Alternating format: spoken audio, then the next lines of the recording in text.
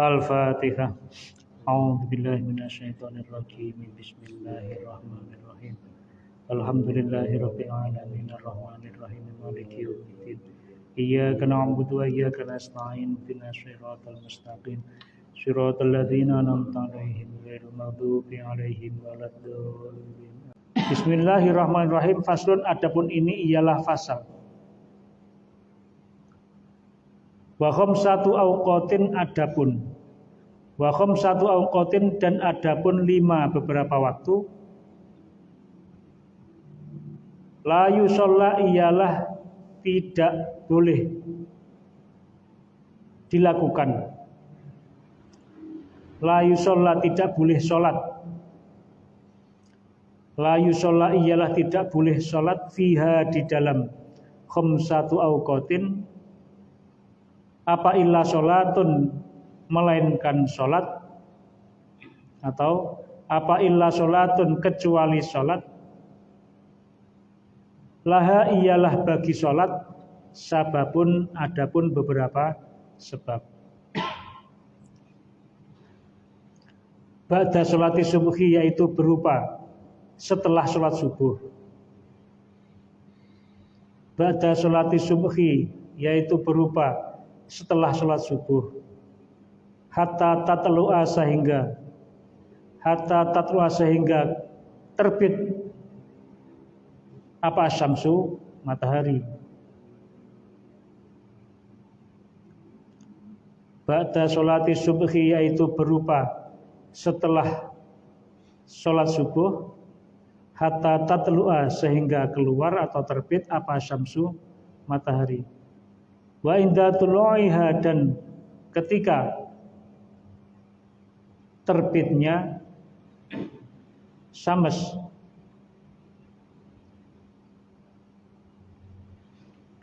Hatta tatakamala, sehingga sempurna apa syams. Hatta tatakamala, sehingga sempurna apa syams. Wa tartafi'a, dan naik apa syamsun. Qadra rumhin, pada sekira 1 tombak. Wa tartafi'a, dan naik apa syams. Qadra rumhin, pada sekira 1 tombak. Wa idza stawat, dan ketika istiwa apa syams, atau tegak lurus. Wa idza stawat, dan ketika tegak lurus apa syamsun. Hatta tazula, sehingga tergelincir apa syamsun, atau condong apa syamsun. Wa ba'da sholatil asri, dan setelah sholat asar. Wa ba'da sholatil asri, dan setelah sholat asar. Hatta taghruba, sehingga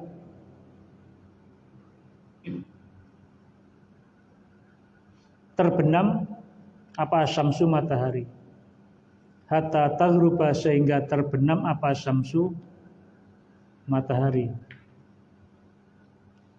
Wa indal ghurubi, dan ketika terbenam. Hatta tatakamala, hatta yatakamala, sehingga sempurna apa ghurubuha, terbenamnya syamsun. Faslun, wa khamsatu awqatin la yusalla fiha illa sholatun laha sababun.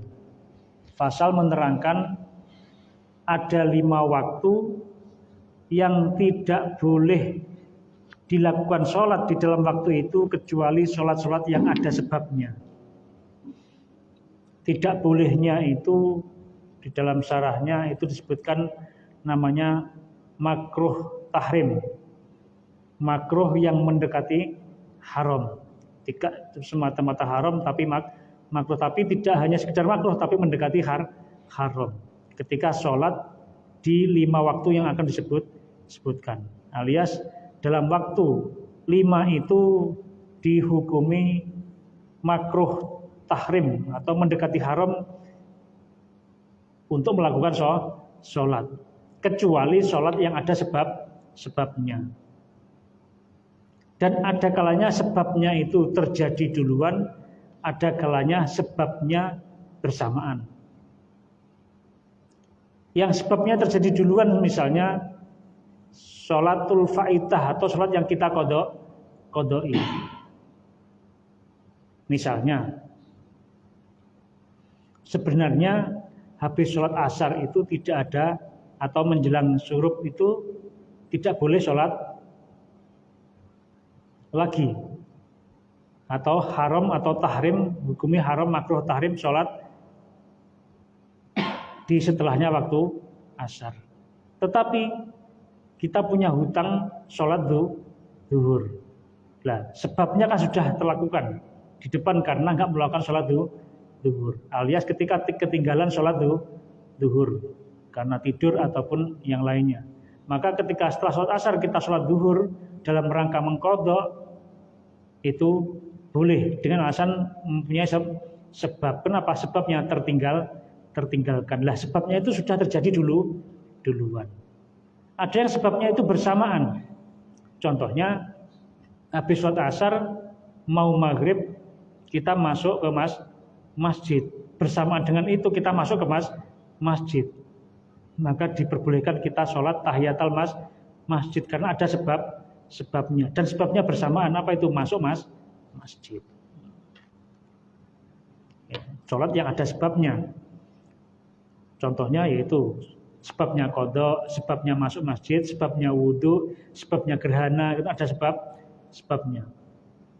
Kalau nggak ada sebabnya tidak diperbolehkan sholat di waktu-waktu yang akan disebutkan. Tidak bolehnya hukumnya makruh tahrim, makruh yang mendekati haram. Waktunya kapan saja? Yang pertama ba'da sholati subhi hatta tatlu'a syamsu. Yang tidak diperbolehkan sholat adalah setelah sholat subuh sampai matahari terbit. Tidak ada sholat di setelahnya tersebut. Jadi habis sholat subuh itu sampai matahari terbit tidak ada sholat, kecuali ada sebab. Misalnya habis sholat subuh kita keluar karena kita mau masuk masjid, disunahkan sholat masuk masjid, ada sebabnya, maka kita boleh. Walaupun setelah subuh kita boleh sholat tahiyatul masjid karena mempunyai sebab. Apa sebabnya? Masuk masjid.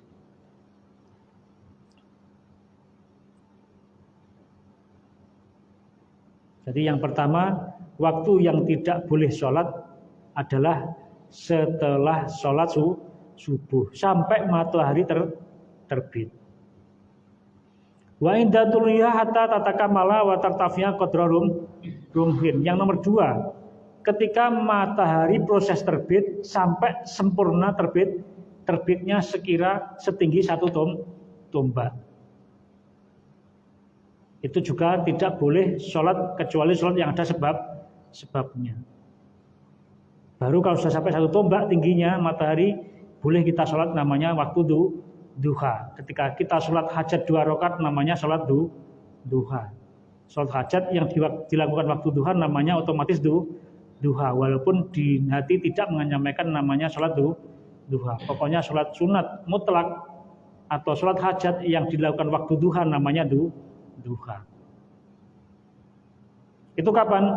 Mulainya boleh waktu duha, mulainya ketika matahari terbit total sekitar setinggi 1 tombak. Sebelum itu tidak ada sholat. 2 berarti kan. Yang nomor 3, yang dihukumi makruh tanzih, makruh tahrimnya adalah wa idza stawat hatta tazula. Yaitu ketika matahari tegak di atas kepala atau istiwa. Yang ketika itu dipakai jam istiwa namanya jam 12.00. Mulainya jam istiwa itu adalah ketika matahari tepat di atas kepala. Maka saat itu jam harus jam 12.00 siang. Dan itu ketika matahari tepat di atas kepala namanya istiwa, itu tidak boleh sholat. Hukumnya tidak boleh apa? Makruh tahrim. Berapa? 3. Wa ba'da sholatil asri hatta taghruba syamsu.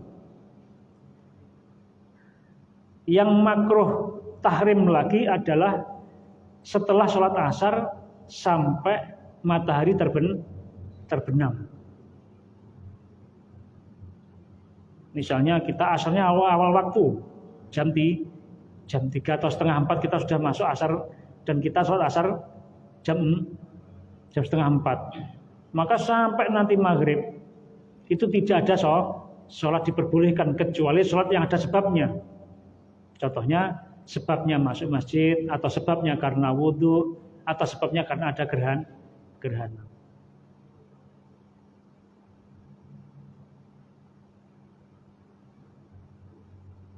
Tak ada asar berarti otomatis nggak ada. Karena setelah asar nggak ada sholat diperbolehkan kecuali yang ada sebab. Berapa? 4. Jadi setelah asar sampai matahari terbenam itu tidak ada sholat diperbolehkan, alias dilarang dengan hukum makruh Wa indal ghurubi hatta yatakamala al-ghurubuha.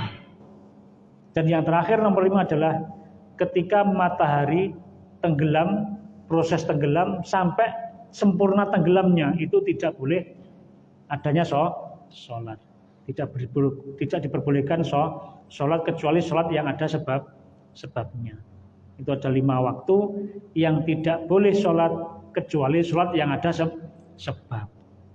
Alias sholat hajat itu bukan sholat yang ada sebabnya. Sholat rawatib juga bukan sholat yang ada sebabnya. Maka tidak ada sholat ba'diyatul asri.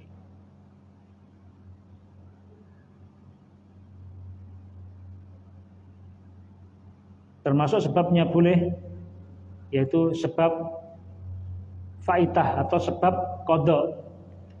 Kalau ngodoi sholat kapanpun boleh. Paham ya?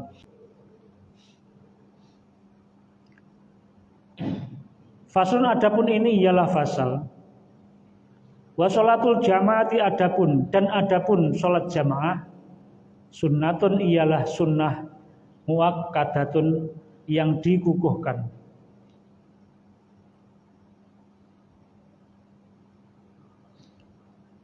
Wa alal makmumi dan wajib atas makmum apa ayan wiya niat siapa al makmum niat al imama pada makmum dunal imami bukan imam.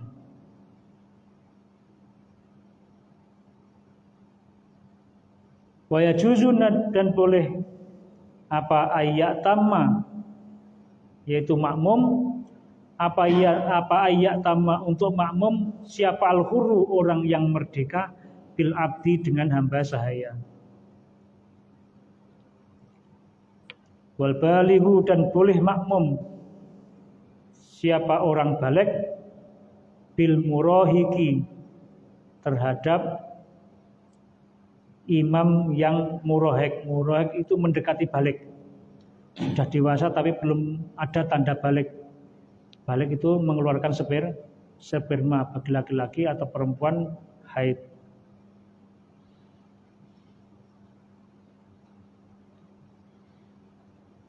Tapi sudah mulai bergetar ketika melihat gadis cantik murahik. Suaranya mulai berubah besar. Kira-kira kelas 2 SMP lah. Kelas 2 SMP sudah balik sekarang ya. Wala tasihu dan tidak sah apa qudwatu rajulin makmumnya orang laki-laki fi imra'atin terhadap imam perempuan. Wala tasihu dan tidak sah apa qudwatu rajulin makmumnya seorang laki-laki fi imra'atin terhadap imam perempuan. Wala qari'in dan tidak sah makmumnya orang yang bisa membaca biumiyin terhadap makmum terhadap imam yang tidak bisa membaca.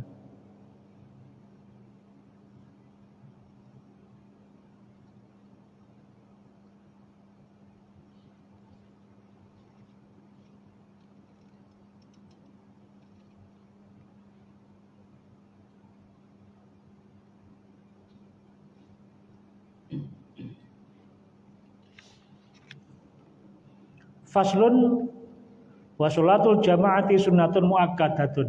Sholat jamaah sunnah muakkadah. Hukumnya sunnah yang ditekankan.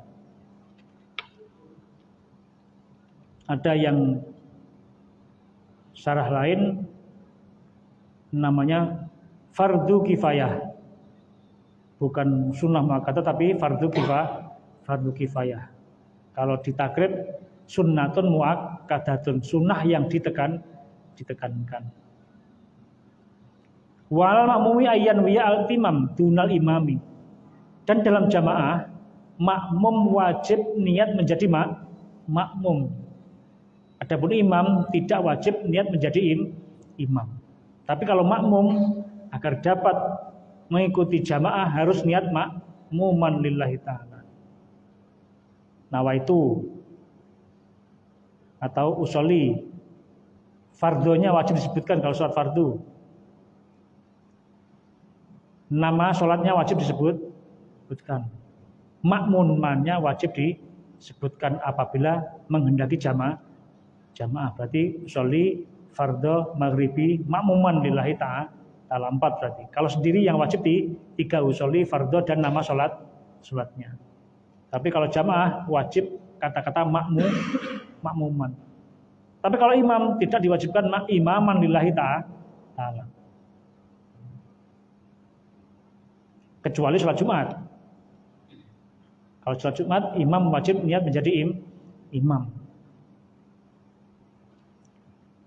Tapi kalau sholat selain Jumat, nanti ada syarahnya itu, keterangannya kenapa kok seperti itu. Yang penting ini kitab tadhib dasar sunnatun muakkadatun itu apa? Itu hadisnya ada di bawahnya. Dalilnya ada di bawahnya. Jadi wal makmumi ayyan wiya al-timam dunal imami. Wajib bagi makmum untuk niat menjadi makmum apabila jamaah. Tapi imam tidak. Dunal imami, kalau imam tidak. Wa yajuzu ayyatamal hurubil abdi, dan diperbolehkan orang merdeka itu bermakmum kepada imam sebagai budak hamba sahaya. Kenapa kok tetap ditulis hari ini? Padahal budak tidak ada. Tanda bahwasanya Islam pernah mensikapi perbudakan. Bukan melegalkan tapi mensikapi. Syariat pernah mensikapi perbudakan. Untuk sholat itu tidak ada bedanya budak sama merdeka. Buktinya apa? Buktinya orang merdeka boleh makmum kepada imam yang mana seorang budak. Jadi keniscayaan adanya perbudakan adalah keniscayaan, tetapi agama Islam melalui syariatnya Rasulullah itu mensikapi. Jadi ketika ada kritik akademik modern, kenapa kitab-kitab salaf, kitab-kitab pesantren kok masih membahas perbudakan? Itu bukan tanda legalitasnya budak, tanda bahwasanya syariat pernah mensikapi perbudakan dalam kaitan dengan muamalah ataupun ubudiyah ataupun munakahah. Islam pernah mensikapi walaupun akhirnya di tahun berapa itu dihapuslah namanya perbudakan. 4 berapa? Tahun 4 berapa? 4 atau 5 itu ya. Baru dihapus perbudakan. Berarti lama banget Islam itu mensikapi perbudakan. Wal balighu bil murahik, dan diperbolehkan orang balik makmum kepada anak yang sudah dewasa walaupun belum balik. Murahik itu mendekati balik. Yang jelas sudah bisa ngaji, sudah bisa baca. Bukan anak-anak. Kalau di bawahnya murahik namanya sobi. Kalau sobi tidak boleh. Anak walaupun hafal juz amma tapi masih lari-lari, belum punya malu, itu namanya masih sobi. Itu kita tidak boleh makmum pada dia. Tapi kalau dijodoh-jodohkan sudah punya malu, pelingkur lagi itu berarti sudah murahik, itu sebentar lagi balik, sebentar lagi mengeluarkan sperma. Wala tasihu qudwatu rajulin bi imra'atin, dan tidak sah makmumnya seorang laki-laki terhadap imam perempuan. Saya enggak bisa baca. Kamu yang pesantren, kamu aja yang imamnya, loh, nggak boleh. Misalnya kamu punya pacar atau istri pesantren, hafidhah, dan lakinya baru hijrah, nggak boleh suami makmum kepada istrinya yang walaupun hafidhah. Karena apa? La tasihu qudwatu rajulin bi imra'atin. Dalilnya mana? Dibaca sendiri itu nomor keempat. Rawa Abu Dawud. Wala qari'in bi ummiyin, dan tidak diperbolehkan orang yang qari makmum kepada orang yang ummi. Qari di sini batasannya adalah orang yang bisa membaca Fatihah dengan sempurna, makmum kepada orang yang Fatihahnya belum sempurna, belum bisa memelihara tasdid, karena tasdid adalah huruf double, belum bisa memelihara matnya. Untuk Fatihahnya aja, tapi kalau suratnya nggak apa-apa. Tapi kalau Fatihahnya yang kita jadikan imam itu harus benar-benar sempurna Fatihahnya, tasdidnya juga harus jelas, makhrajnya, matnya juga harus jelas. Di sini nggak pernah membahas nada, malahan itu nggak ada. Syariat tidak pernah membahas nada. Yang dibahas adalah kesempurnaan bacaan, yaitu melalui tajwid. Matnya kayak mana, tasdidnya, waladhdallin. Nah itu kan nggak tasdid, itu sama dengan membuang satu huruf. Waladhdallin, harus gitu. Waqaf fasolnya. Nah, orang yang bisa tidak boleh makmum pada orang yang tidak bisa.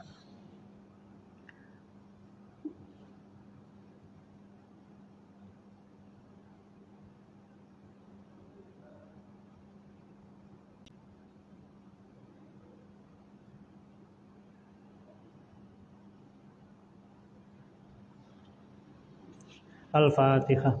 A'udzubillahi minasyaitonir rajim. Bismillahirrahmanirrahim. Alhamdulillah. Iyyaka na'budu wa iyyaka nasta'in.